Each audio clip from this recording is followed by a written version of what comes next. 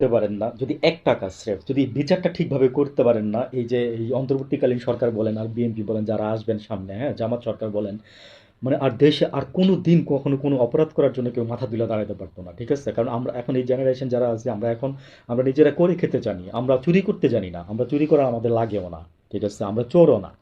তো আমার কথা হচ্ছে কি জানেন, যে যারা চুরি করে এই দেশটাকে লুটপাট করে দিয়ে গেছে তাদের বিচারটা যদি আজকে যদি ঠিক বছরে 16 বছরের বিচারটা যদি ঠিকভাবে যদি হয়, আজ এই যে গুমের ইয়া শুরু হয়েছে, হ্যাঁ, মানে মজা লাগতেছে এখন, ঠিক আছে? আবারও স্বাধীনতার ওই যে 26শে জুলাইয়ের জুলাইয়ের মতো লাগতেছে, 36শে জুলাইয়ের মতো লাগতেছে আর কি।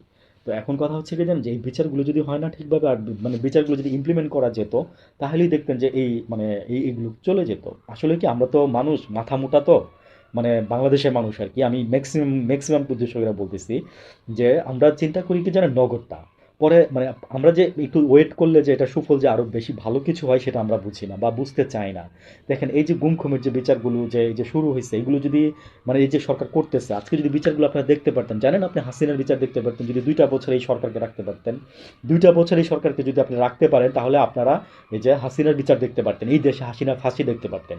ইন্ডিয়া দিত না, দেখতেন আপনি, তখন আপনারা আন্তর্জাতিক আরে সরি, আপনারা এই যে জাতিসংঘের সহায়তা নেওয়া হয়তো, ঠিক আছে? সব কিছুরই একটা সিস্টেম আছে, সব কিছুরই একটা প্রক্রিয়া আছে। এই প্রক্রিয়ার মধ্যে দিয়ে আপনারা তো যেতে দিবেন না, যেতে দিলে তো সময় লাগে রে ভাই। আপনারা তো সেই সময়টা দিবেন না, আপনারা নির্বাচন নির্বাচন নির্বাচন, বিএনপি বিএনপি এসে যে কী করবেন সেটা তো আমরা জানি।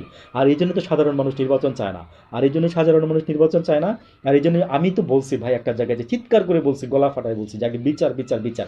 এই বিচার সম্পূর্ণ হলে তো মনে করো যে আওয়ামী লীগ ধূলিসাৎ হয়ে যাবে, আওয়ামী লীগ ধূলিসাৎ হয়ে যাবে।